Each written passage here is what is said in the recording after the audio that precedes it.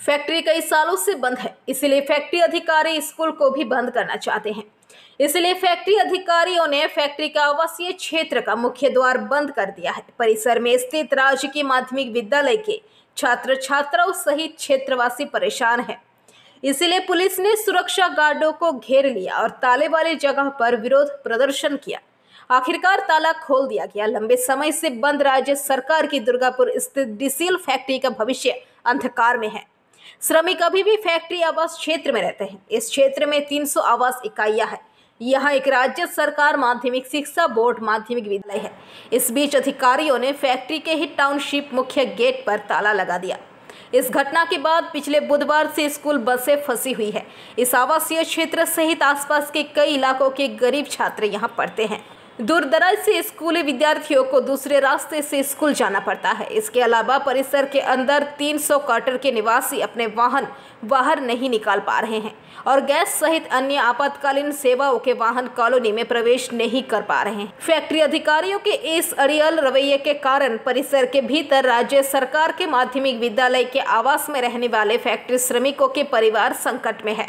इसके विरोध में टाउनशिप के लोगों ने राज्य सरकार के अधीन दुर्गापुर केमिकल्स फैक्ट्री की अपने टाउनशिप में निजी सुरक्षा गार्ड की कार को रोककर जमकर विरोध प्रदर्शन शुरू कर दिया। बस्ती के एक सरकारी स्कूल के छात्र और शिक्षक विरोध प्रदर्शन में शामिल हुए। कोकोबन थाने के पुलिस घटनास्थल पर विरोध के दबाव में आखिरकार अधिकारियों के आदेश पर सुरक्षा गार्ड ने गेट का ताला खोल दिया। প্রচুর জিনিস চুরি হয়েছে, তার মধ্যে ঠাকুরের বাসন ছিল একটা জায়গায়, সেখান থেকে সব সার্বজনীন সবার দুর্গাপুজোর একটা বাসন থাকে সেগুলোও চুরি হয়েছে। আবাসিকদের দরজা জানলাও খুলে নিয়ে যাচ্ছে। দরজা ছাড়াও মানে যত অবৈধ কাজ ভিতরে হচ্ছে, এই সিকিউরিটি এই ব্যাপারগুলো না দেখে মাঝখান থেকে একটা তুগলকি ডিসিশন নিয়ে একটা তালা বন্ধ করার মতন একটা ডিসিশন শুরু হয়েছে।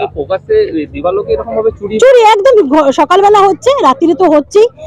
আমরা কারেন্টের ব্যবস্থা নিজেদের মধ্যে করেছি, নিজেরাই লাইট কিনে দিয়ে যাতে পরিস্থিতিটা সামাল দেওয়া যায় সেই ব্যবস্থা ছিল।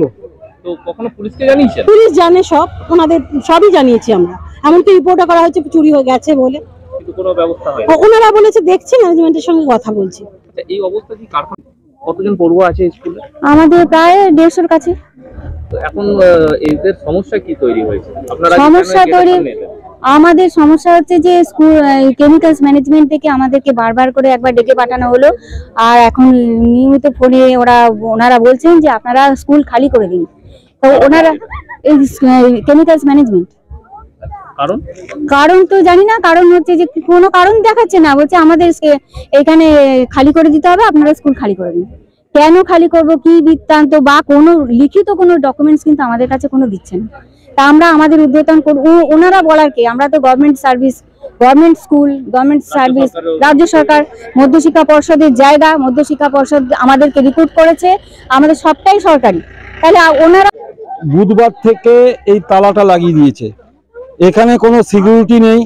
আপনি দেখুন গ্যাসের গাড়ি, মিড ডে মিল, কেউ যদি অসুস্থ হয়ে যায় তার অ্যাম্বুলেন্স, এবারে একটা সিকিউরিটি আছে যেখানে কোনো মালপত্র নেই। লাস্টের দিকে তাকে ফোন করা হচ্ছে, দাঁড়িয়ে আছে। আচ্ছা আপনি বলুন, আপনি বলুন এখানে যদি তালা লাগানো হয় তাহলে কিভাবে লোকে যাতায়াত করবে? কতজন আবাসিক আছেন আপনারা? আপাতত 150-200 আছে। আচ্ছা, আবাসন কতগুলো আছে এখানে? 300। সিকিউরিটি রেখে লাগিয়েছে। পিএম সাহেবের সঙ্গে আমি ব্যক্তিগতভাবে যখন কথা বলি তখন উনি আমাকে উল্টা পাল্টা বলে দেয় এবং উনি বলে আমার সিকিউরিটির দায়িত্ব নেই। পুলিশ গত বুধবার থেকে এই গেটে তালা লাগিয়ে দেওয়া হয়েছে। এটা হচ্ছে মেন দরজা।